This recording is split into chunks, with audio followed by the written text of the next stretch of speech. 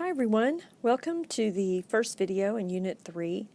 This is a video on Extrema, and you probably know it more familiarly than as maximums and mins. So in this video we're going to find critical points and we're going to find maxes and mins using critical points. First of all, let's define what we talk about when we talk about extrema. Quite simply, it is just a maximum or a minimum on a graph.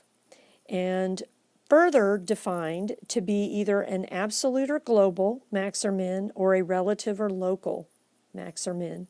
I included the definition here of extrema so that you could look at that. If f is defined on an interval, if there's some value c for which f of c is the smallest value of the entire function, then it's a minimum. If f of c is the highest value, then it would be a maximum. And you can see on this graph that there are several points that are maximums. Here are two that are maximums and one that's a minimum. It also has two endpoints, right? So this is a maximum because it is a higher point. Sometimes you can see that it's going from increasing to decreasing. That's a maximum. The local minimum is changing from decreasing to increasing. That's a minimum.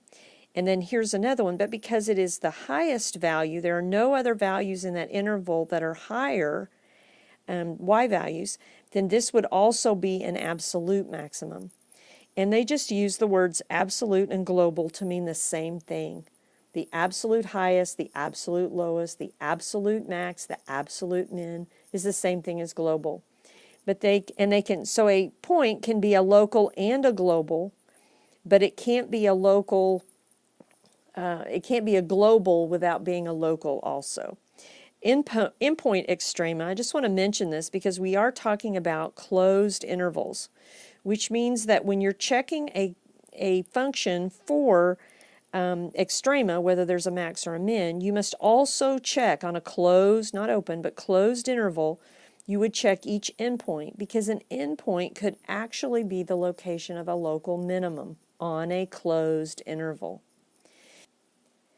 Further, local maxes, mins, any maximum or minimum occur at critical numbers. And later on in the video, we'll define what that is.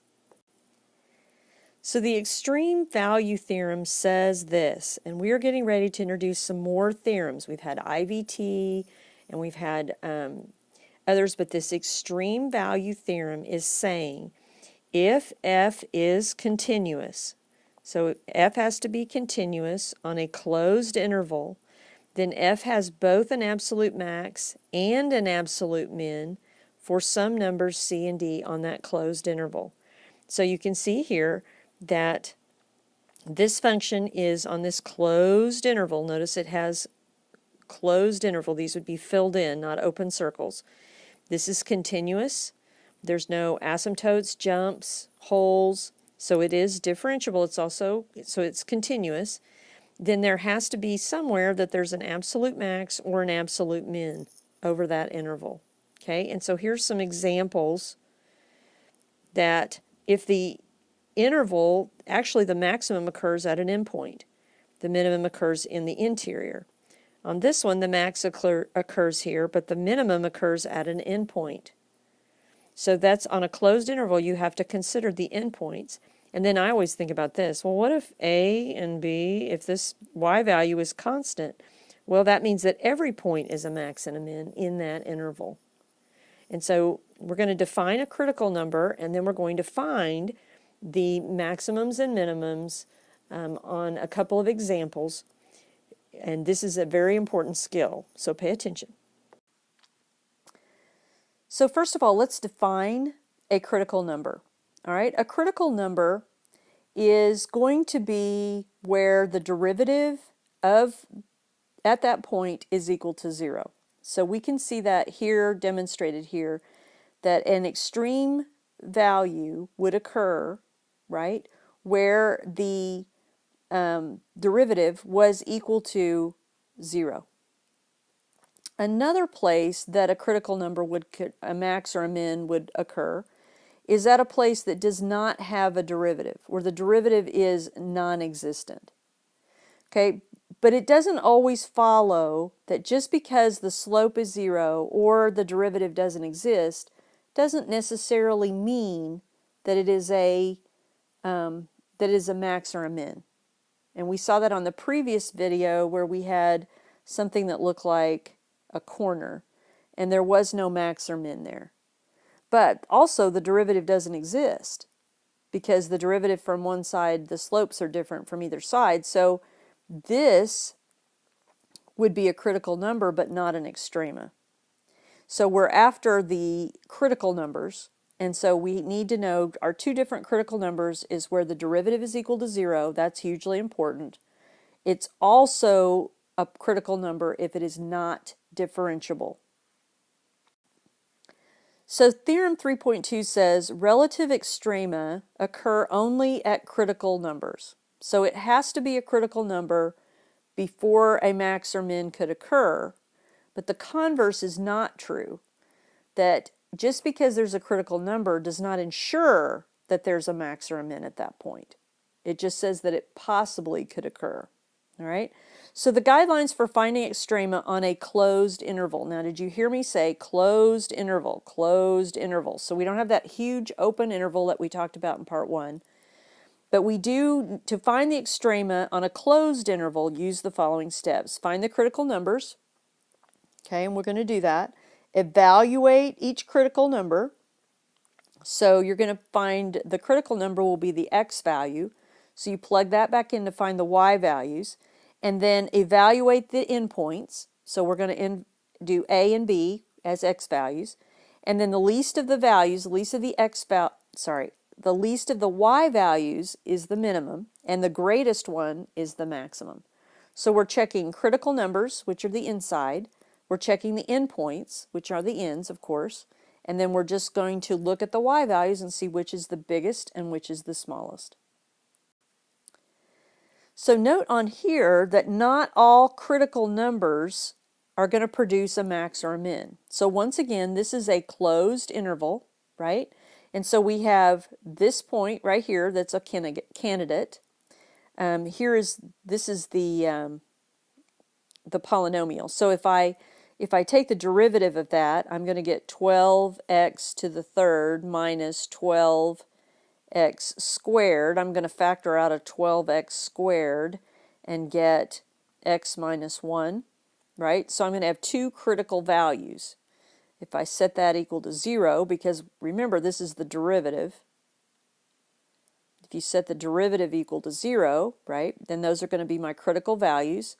Then I would have 12x squared is equal to 0, and I have x equals 1. So x is 0 and x is 1. So I have this critical value and I have this critical value. But what we're going to find is that this is not actually a max or a min. This one is a minimum, and this is an absolute max on that interval. This is a relative max on this interval. This is a absolute minimum. This is not. And you can kind of see here that it's not changing from decreasing to increasing. It's actually kind of lolling there. That's going to actually be an inflection point, changing from concave up to concave down. So you can see that it's not going to always produce a max or a min. Okay, so here is an example. We want to find the absolute maximum and minimum of f of x equals x squared minus 9 to the third power over this closed interval. All right, so step 1, we need to find the critical numbers of f of x in the interval from a to b. All right, so a to b, I'm going to go ahead and write -4 to 1 as a closed interval. All right, so I have f of x is equal to x squared minus 9 to the third. So remember that the first thing we do to find critical numbers is that we find the derivative. So this is the chain rule. So I'm going to do the derivative of the outside. Hopefully you can read my writing. Times the derivative of the inside, which would just be 2x. So my derivative is going to be 6x times x squared minus 9 squared. Okay? And so then if I factor that, go ahead and factor that out. That would be 6x, and then it would be x plus 3, x minus 3, all of that squared. Okay? So it looks like the derivative exists over the entire interval. It's a cubic function, so probably. All right, so I'm going to have 3.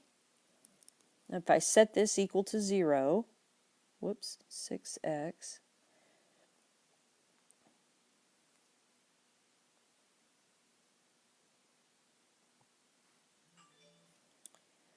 then set that equal to 0, then I would have 6x is equal to 0. And then if I set that whole thing to 0, of course you take the square root of 0, you still get 0. So you're going to end up with x is negative 3, x is 3, and x is 0. So I'm going to have 3 critical values. All right?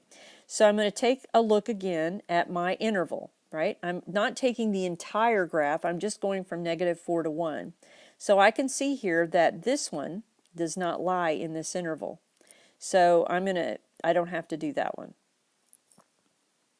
Okay, so at step 1, the critical numbers are x equals 0 and x equals -3. Okay, so step 2 is to evaluate f of x, not the derivative, f of x at the critical numbers found in step 1 and at the endpoints.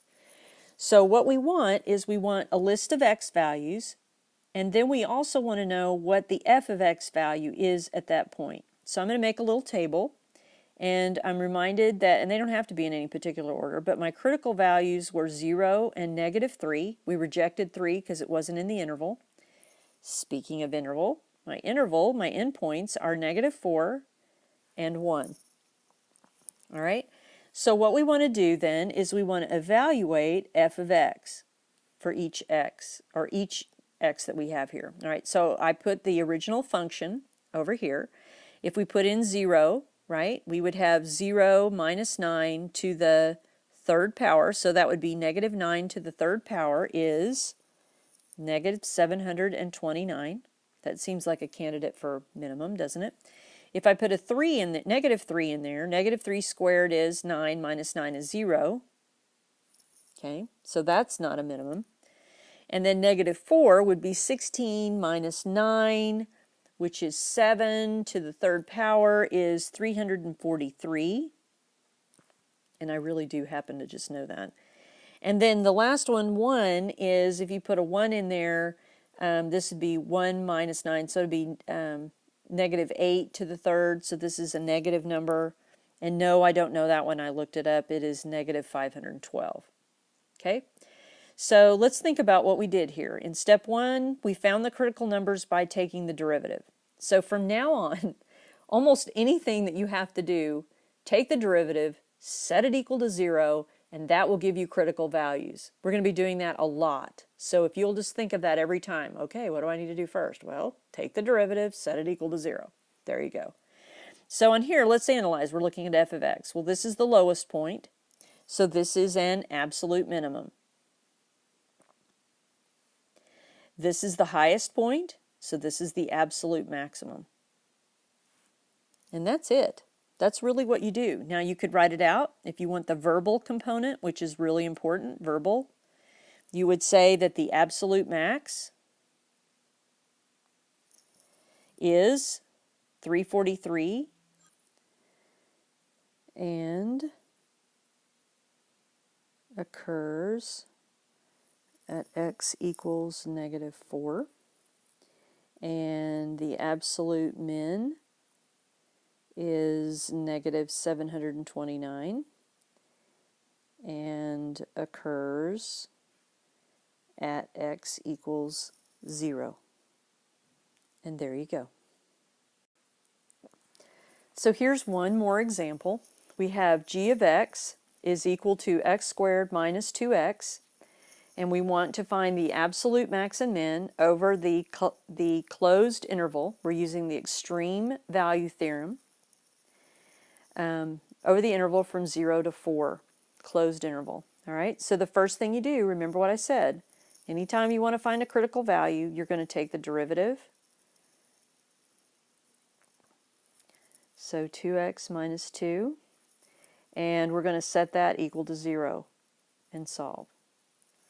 So 2x equals 2, so x equals 1. So there is our critical value. This is a critical value. So now it's time to set up a table with x and f of x. So I've got my critical value and then my endpoints. And then remember, we use the derivative to find the critical value, but we're going to use, and I put f of x, I should put g of x. See if it'll let me change it. Yep. G of x. So notice it's not g prime of x, it's g of x. So I'm plugging it back in. So I have 1 squared minus 2, which is negative 1. Then I have 0 minus 0, which is, yes, 0. And then I have 4 squared, 16, minus 8, which is 8. So this would be my absolute min, and this would be my absolute max.